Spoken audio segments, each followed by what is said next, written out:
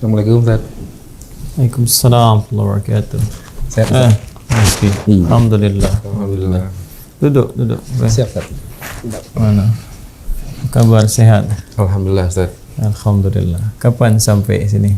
Sampai hari Kamis Ustaz. Kami Hari keluarga Rabu. sehat. Betul, alhamdulillah. Anak sehat ya? Alhamdulillah Ustaz. Alhamdulillah. Mudah-mudahan semuanya baik-baik. Amin. Gimana di jalan ramai? Agak sepi Ustaz hari Rabu. Sepi. Iya. Oh, Rabu sepi ya? Hari kerja itu. Kerja, tapi kan nanti libur ya 17 Agustus ya? Oh iya betul Ustaz. Iya, ikut upacara ya? Oh iya. Ya, ikut upacara, kemudian juga bikin kegiatan yang menjadikan kita satu mensyukuri nikmat kemerdekaan, yang kedua selalu menampilkan nasionalisme dalam setiap keadaan, cinta tanah air, cinta bangsa, dan yang paling penting mewujudkan karya nyata. Ya, jangan sampai bangga tapi nggak bisa membuat sesuatu yang memakmurkan negeri. Gimana? Ada berita apa? Biasanya suka bawa berita. Betul Ustaz. Ini seperti Ustaz di media sosial itu sekarang lagi rame-ramenya Ustaz, lagi rame. Kenapa mantau media sosial terus? Kenapa ngaji Quran ya? Soalnya beritanya seliweran Ustaz, di berita-berita juga suka ada di portal-portal Daripada berita. baca yang seliweran, mendingan kan baca yang jelas-jelas, Quran, hadis, ya. Bukan panduan kehidupan. Jangan terlalu banyak interaksi begitu ya. Betul Ustaz. Ya. Kenapa? Ada masalah apa? Ini apa namanya, rame lagi diperbincangkan itu yang di medsos itu ramai soal dukun. Dukun Ustaz. Dukun yang bahkan yang menggunakan ayat-ayat Al-Qur'an Ustaz, seperti itu. Ada yang begitu. Iya, ternyata. Begitu ya? Ustaz. Betul. Zaman Nabi dituduh dukun, sekarang dukunnya pakai Quran. Iya. Pertama, jadi hukum berkonsultasi, meminta sesuatu, membenarkan dunia perdukunan atau apa yang dikatakan dukun sendiri, itu ancamannya tinggi dari Nabi SAW.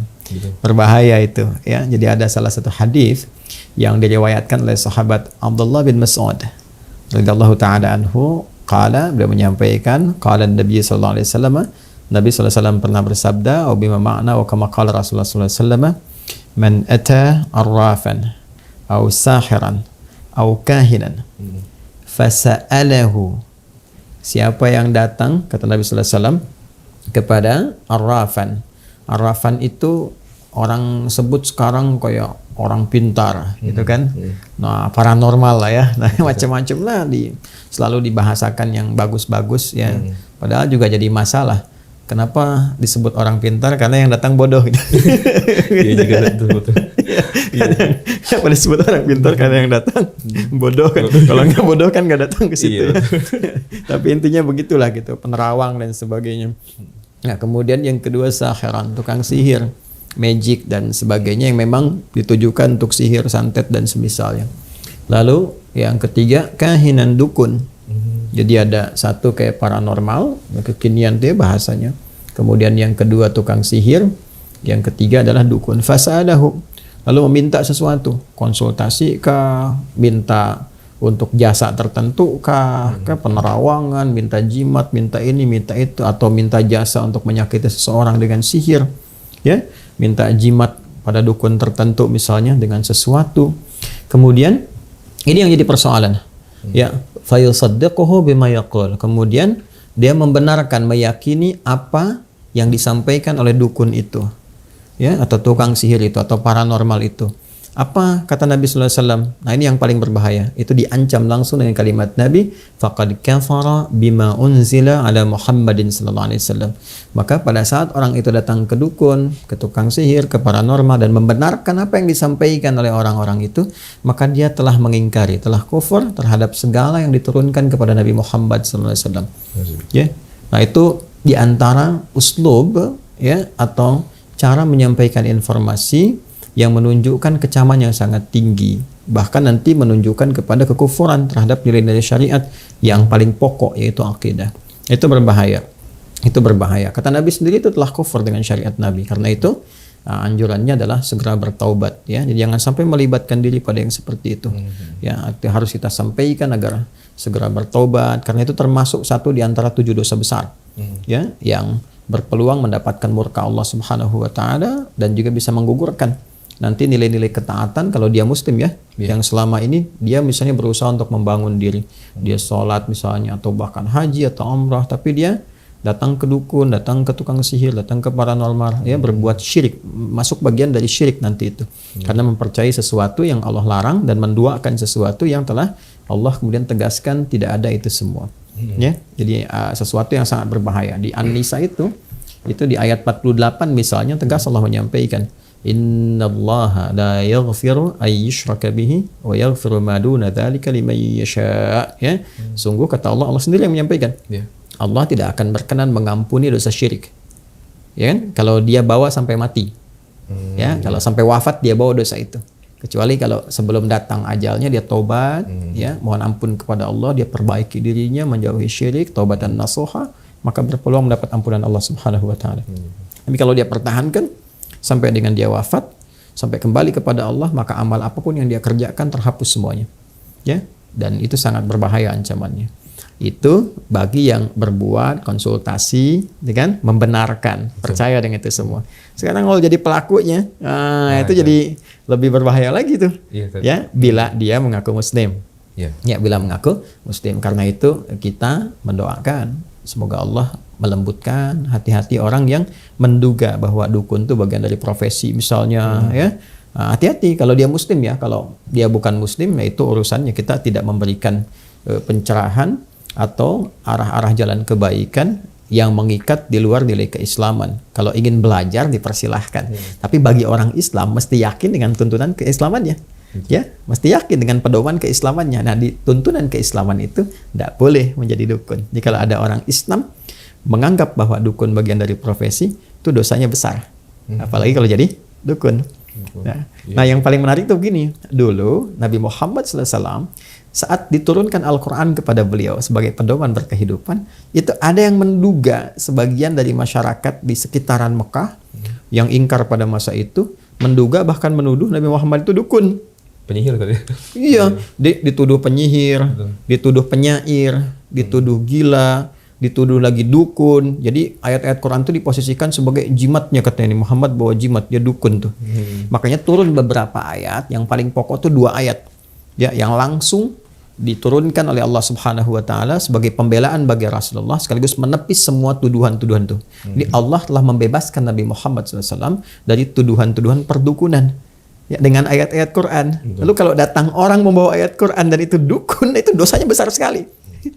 Nabi Muhammad dituduh dukun, ya, Qurannya sebagai jimat, dibebaskan oleh Allah tuduhan itu. Lantas datang orang belakangan, ya, mengaku dukun, membawa ayat Quran sebagai jimat, itu dosanya besar.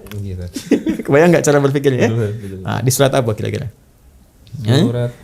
Di surat Al-Haqqah, ya, surat Al-Haqqah ayat 42. Wa ma huwa biqauli kahin qalilan ma tadhakkarun. Kata Allah, dan Quran itu bukanlah jimatnya para dukun. Ya, Quran bukan perkataan dukun, apalagi digunakan misalnya ya untuk magic tertentu atau ini dan itu dan sebagainya yang dipahami sebagai bagian dari perdukunan, itu nggak boleh. Qalilan ma tadhakkarun. Orang-orang yang berpraktek seperti itu, kata Quran, itu nggak pernah zikir tuh orangnya. Ya, qalilan itu kalau pakai ma, itu kesannya nggak pernah. Ya, kayak orang Arab bilang begini misalnya, qallama ta'tina atau qallama tazuruna. Kayaknya kamu qallama itu kan diartikan sedikit ya, dikit sekali datangnya gitu kan, dikit sekali ngunjungin saya ke sini. Nah, itu terjemahan bebasnya. Tapi secara balaghah kata qallama ta'tina itu atau qalilan ma itu menunjukkan nggak pernah. Jadi kalau seseorang sudah berbuat maksiat, itu pasti implikasi terbesarnya kesolehannya akan menurun. Ya, karena salah itu lawannya soleh. Jadi kalau solehnya naik, salahnya turun. Kalau salahnya naik, solehnya turun. Ya, makanya orang-orang munafik itu sedikit zikirnya.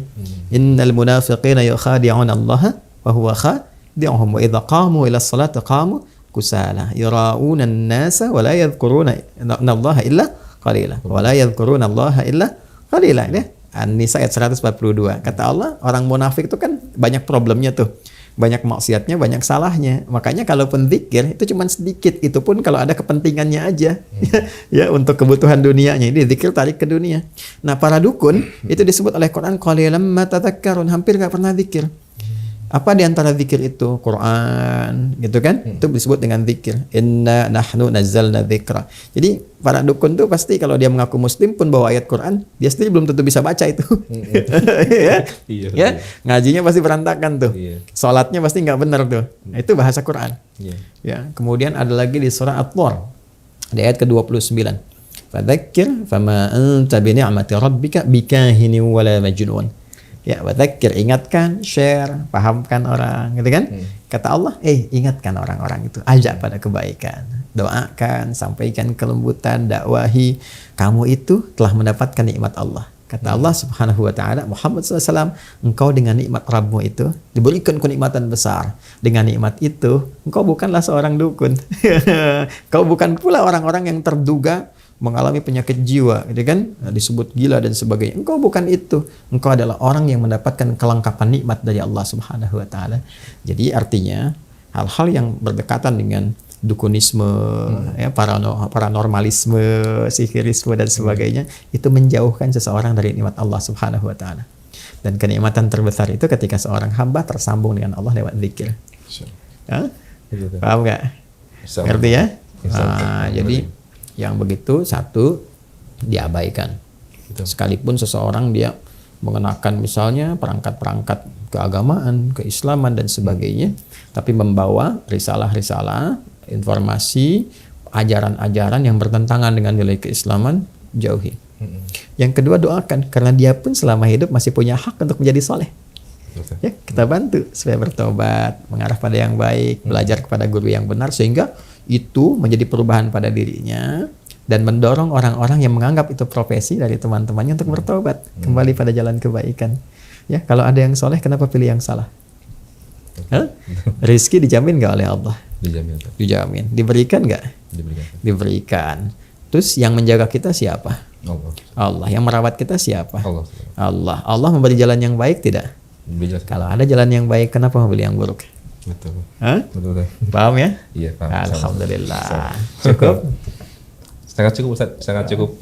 Baik ya. Lebih dari Saya cukup. teruskan dulu ya. Siap Ustaz. Syukuran Ustaz, terima kasih. Izin rezeki. Assalamualaikum. Waalaikumsalam warahmatullahi wabarakatuh.